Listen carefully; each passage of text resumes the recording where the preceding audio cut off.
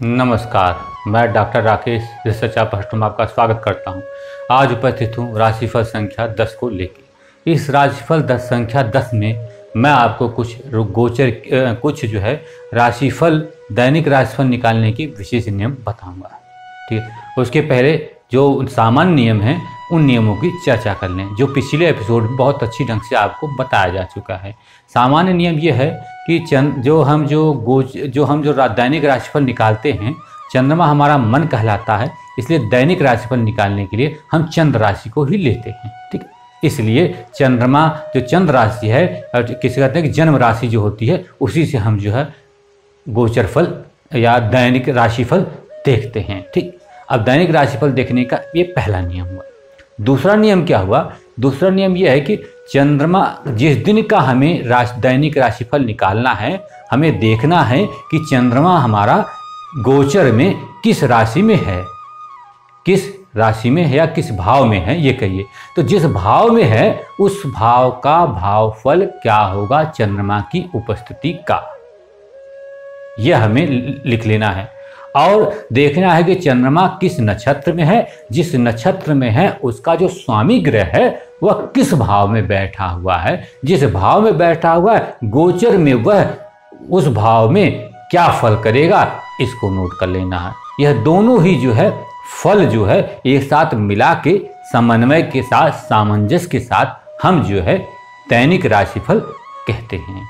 लेकिन उसके अलावा यह सामान्य नियम है, उसके अलावा कुछ और विशेष नियम हैं। आइए देखते हैं कि वह विशेष नियम कौन से हैं। वह विशेष नियम तो एक तो है कि राशिफल कहते समय कृष्ण पक्ष और शुक्ल पक्ष का भी ध्यान देना चाहिए। इसका मतलब क्या है? इसका मतलब ठीक है, इसका मतलब यह है कि कृष्ण पक्ष और शुक्ल पक्ष, कृष्ण पक्ष और शुक्ल पक्ष, जो शुक्ल पक्ष, जो पूर्णिमा का जो चंद्रमा होता है वह शुभ कहलाता है। पूर्णिमा के आसपास का चंद्रमा शुभ कहलाता है और अमावस्या के आसपास का चंद्रमा जो होता है अशुभ कहलाता है, मीन्स पापी कहलाता है, क्रूर कहलाता है। ठीक, अब जो शुक्ल पक्ष का चंद्रमा है, मान लीजिए कि हमारा चंद्रमा है वह ठीक है, किस भाव में बुरा फल देता है? वह अष्टम भाव में मान लीजिए चंद्रमा है, यहाँ पे गोचर में बुरा फल देगा। तो हम यहाँ पे जो अनिष्ट फल कम कहेंगे अगर चंद्रमा हमारा शुक्ल पक्ष का होगा। अगर चंद्रमा हमारा अगर चंद्रमा शुभ चंद्रमा है तो हम ज़्यादा उसे अनिष्ट फल की व्याख्या नहीं करेंगे। अब कृष्ण पक्ष का है तो वही हम उसे अगर ये अच्छे भाव में भी बैठा हुआ है, मान लीजिए यहाँ पे बैठा हुआ लग्न में, जिसमें भाग्योदय कहा जाएगा, तो बहुत अच्छा फल हम नहीं कहेंगे, सामान्य फल कहेंगे। ठीक, तो यह रही कि हमारे कृष्ण पक्ष और शुक्ल पक्ष में जो चंद्रमा शुभ अशुभ होता है उसके अनुसार फल कथन में, ठीक, चंद्रमा के कारण शुभता अशुभता के कारण फल कथन में ऊपर नीचे इंटेंसिटी, ठीक है, तीव्रता उसकी घटना की कम और ज्यादा होती है। ठीक है, तो इस ढंग से हम राशिफल कहते समय शुक्ल पक्ष और कृष्ण पक्ष का भी ध्यान देंगे। चौथा नियम है गोचर में उच्च नीच शत्रु मित्र एवं अस्त्र और वक्री का भी ध्यान देना चाहिए। अब मान लीजिए कि ग्रह शुभ है, मान लीजिए कि यहीं पे है चंद्रमा, यहाँ शुभ फल देगा, यहाँ पे शुभ फल देगा, छठे में फूल देगा, 11 में शुभ फल देगा, यहाँ शुभ फल देता है। लेकिन चंद्रमा यहाँ पे क्या है, नीच राशि का, शत्रु राशि का हो जाए तो बहुत शुभ फल नहीं देगा। ठीक, इसी ढंग से मान लीजिए चंद्रमा अष्टम में शुभ फल देता है, अशुभ फल देता है, बहुत अशुभ फल देता है, लेकिन वहाँ उच्च का हो जाए चंद्रमा मान लीजिए कहते समय, तो वहां पे बहुत अशुभ फल की व्याख्या हम नहीं करेंगे।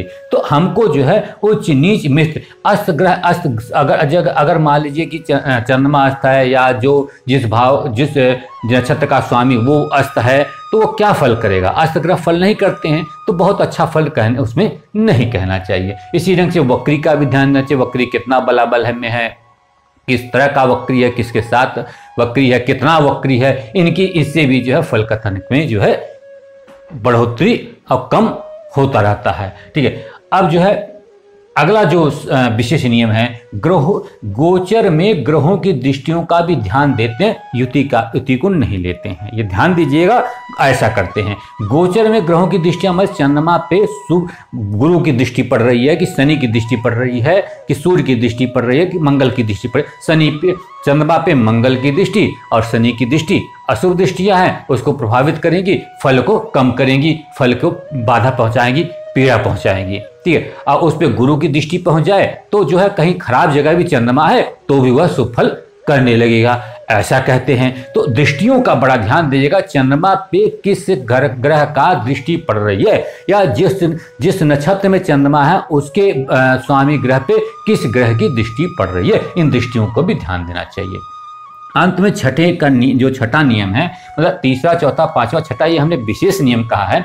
गोचर में चंद्रमा का वेद स्थान का भी ध्यान देना चाहिए।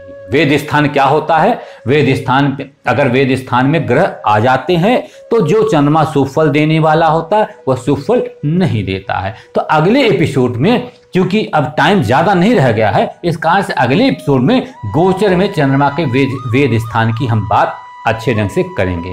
तो आज के एपिसोड में इतना ही। यह जो 6 नियम बताए गए हैं, 2 सामान्य नियम और ठीक है 4 विशेष नियम, इन नियमों के आधार पर आप दैनिक राशिफल की सटीकता और दैनिक राशिफल बहुत अच्छे ढंग से आप निकाल सकते हैं। इसीलिए कहा जाता है कि शुरू से लास्ट तक, पहले एपिसोड से लास्ट एपिसोड तक आप देखेंगे तो दैनिक राशिफल के आप मास्टर जरूर हो जाएंगे। आप निकालने बहुत ही सटीकता से, बहुत अच्छे ढंग से निकालने आपको आ जाएगा। इसीलिए हमें कहता हूं कि सारे एपिसोड आप देखिए, एक एक करके बड़े धैर्य के साथ देखिए। तो आज के एपिसोड में इतना ही। नेक्स्ट एपिसोड में वेद स्थान की व्याख्या करेंगे। तब तक के लिए हमें आज्ञा दीजिए।